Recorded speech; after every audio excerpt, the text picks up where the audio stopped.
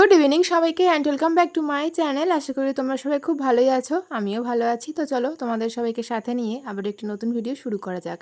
সন্ধে হোক বা সকাল, আগে বিছনা গোছানোর কাজ, এটা ছাড়া মনে হয় না কোনো কাজের শুরু হতে পারে।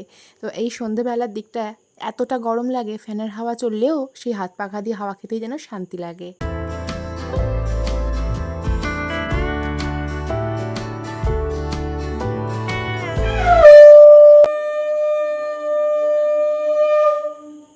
আমাদের এখানে কিন্তু সন্ধে হওয়ার অনেক আগে থেকেই অনেকে সন্ধে দিতে শুরু করে। তবে এক একজনের এক একটা নিয়ম থাকে, সেই জন্য আবার অনেকের আরেকটা নিয়ম আছে প্রতিদিনের তাড়াতাড়ি সন্ধে দিয়ে টাইম টু টাইম সিরিয়ালটা তো পরপর দেখতে হবে, সেই জন্য আর কি সবাই সন্ধে দেয়।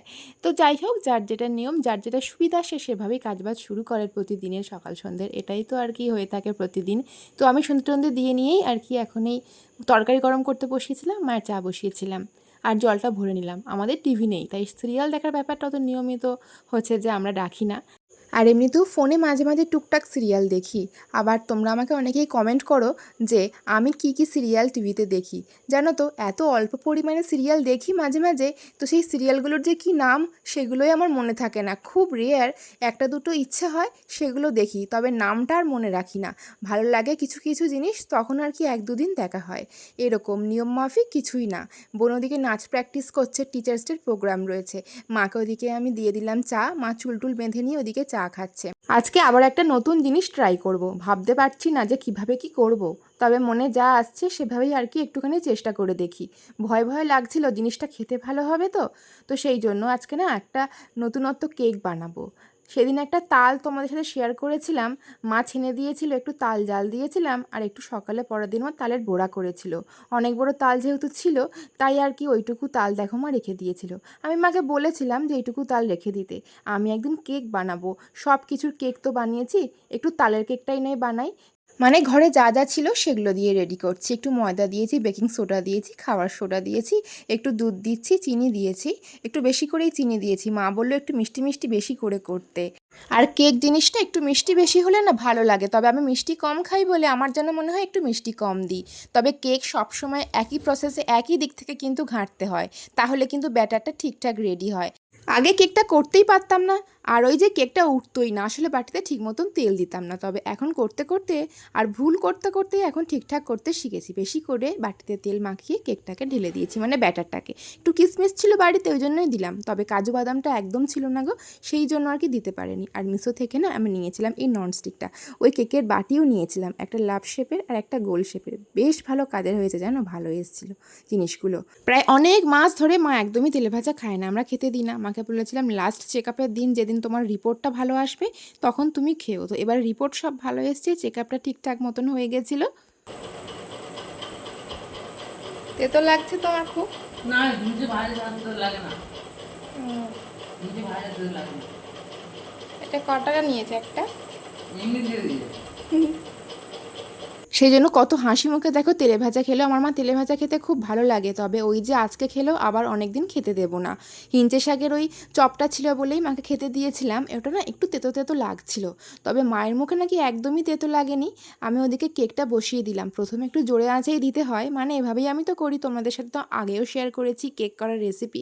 তবে তালের কেকটা এই যে বানাচ্ছি, আমি এক্সাইটেড যে কখন দেখবো, খুলবো, সত্যি ভালোভাবে হবে কি না, এটা একটা টেনশন হচ্ছে। তো যাই হোক, এই কাঁচের বাটিটা পারলে খুব টেনশন হয়, যেমন ভারী মাজার সময় সেরকম সাবধানে মাজতে হয়, আর সুন্দর করে সাবধানে উবুড়ও দিতে হয়, এত ভারী তো শুধু হাত পিছলে যায়। ওদিকে আমি কেকটা সুন্দর করে কমিয়ে দিয়ে চলে এসেছি, এখন প্রায় 20 মিনিট মতন তো লাগবে, দেখি আজকে কত কি লাগে। ওদিকে কেকের জোগাড় করতে করতে খিদে পেয়ে গেছিলো খুব জোরে, তবে আমার চপগুলো ঠান্ডাও হয়ে গেছিলো। আমি একটা পেঁয়াজি আর একটা হচ্ছে যে চপ নিয়েছি। আর এই যে সারাদিন যা যা কাজ আমার হয়েছে আর যেগুলো হয়নি সেগুলোকে টিক মারলাম, মেরে সব কিছুকে আমি সেট করলাম। তারপরে এবার আজকে কী করার আছে রাত্রে, আবারও কালকেরে কী কী আমি শুরু করব কাজ বাজ। প্রসাদ তোলার পরে না একটা মুসম্বি লেবু ছিল, তো ওটা খায়নি কেউ, ওটাকে আমি ডিটক্স ওয়াটারের সাথে মিক্স করে খেয়ে নিলাম। এই ডিটক্স ওয়াটারটা বানিয়েছিলাম সকালে, একটু মানে টুকটাক কাজের চাপ ছিল বলে আমি পুরোটা শেষ করতে পারিনি। এরকম কাজের চাপ থাকলে আমি না মাঝে মাঝে খেতেই সময় পাই না, আর ঘুমের সাথে তো আমার অনেক অনিয়ম হয়ে যায়। তো ডিটক্স ওয়াটারটা বসে বসে সন্ধ্যাবেলা খেলাম, যেহেতু ওই চপ খেলাম তাই তেলটা যাতে কোনো রকম প্রবলেম না হয় শরীরে, ডিটক্স ওয়াটারটা ভালো হবে আর কি খাওয়াটা। এই দেখো বোনের পাঞ্জাবিটা রেডি হয়ে গেছে। বোন এটা স্যারের জন্য করেছে টিচার্স ডের সামনে। কেমন লাগছে দেখতে অবশ্যই জানিও। প্রায় 2 দিন মতন সময় লেগেছে ওর এটা করতে। একদম রেডি এখন। আর এই হয়ে যাওয়ার পরে দেখতে এত সুন্দর লাগছে, তোমাদের সাথে শেয়ার করব বলেছিলাম কিন্তু তাই শেয়ার করে দিলাম। এই হলুদ কালারের কাতান সিল্কটা আমার বোনের। আজকে এটা পরেই মেকআপ লুক ক্রিয়েট করেছিলাম। সব সময় একদম সময় পাই না, তবে যখন হাতে সময় পাই তখন না আমি এটা করার চেষ্টা করি, কারণ আরেকটা চ্যানেলে তো কাজ করতে হয়। তবে কি বলবো বন্ধুরা, একটা মানুষের পক্ষে দুটো চ্যানেলে কাজ করার যে কি কঠিন সমস্যা হয় সেটা আমি বুঝতে পারি। তবে তাও যখন যেভাবে যেটুকু সময় পাই হাতে আমি সেভাবে করার চেষ্টা করি। 20 মিনিট পরে এসে দেখছি কেকটা আরেকটু বাকি। অন্য সময় কিন্তু যখন আর অন্যান্য ফল দিয়ে কেকটা করি তখন দেখি কিনা কেকটা এরকম টাইমের মধ্যে হয়ে গেছে। এখন আরেকটু বাকি, হয়তো তাল বলে, জানি না কেন। এখন আবারও আমি একদম লো আঁচে দিয়ে রেখে এসেছি। ততক্ষণে চুলটা বেঁধে ফেলি। এমনিতেও এই রাতে চুল বাঁধার ব্যাপারটা আমার একটু বেশিই সময় লাগে। এই চুলে যদি একবার জট পড়ে আর একদম ছাড়তে চায় না। তো তারপরে এমনিতেও চুল আঁচড়ানোর সময়টাও আমার ঠিকঠাক করে হয় না, সেই জন্য একটু বেশিই সময় লাগে আর কি। আজ তো টাইমই পাইনি, সন্ধ্যে থেকে যা কাজবাজ শুরু হয়েছিল।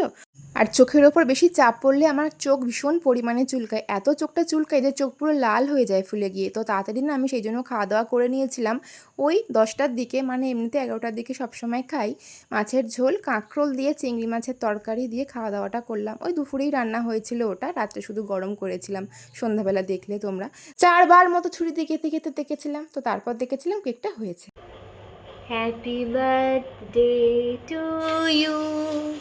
Happy birthday to you. যখনই কেক বানাবো তখনই আমার বোন ওই হ্যাপি বার্থডে টু ইউ বলতে থাকবে। মানে যখনই কেক বানাবো তখনই ও জন্মদিন ফিল হয় এই কেকটা কাটার সময়। তো কেকটা দেখলাম বেশ ভালো সফট হয়েছে, নরম হয়েছে। আর এই যে কেকটা খেয়ে আমার হাসি পাচ্ছিল, ভীষণ পরিমাণে মিষ্টি হয়েছে, তবে খুব সুন্দর তালের গন্ধটা বেরোচ্ছিল।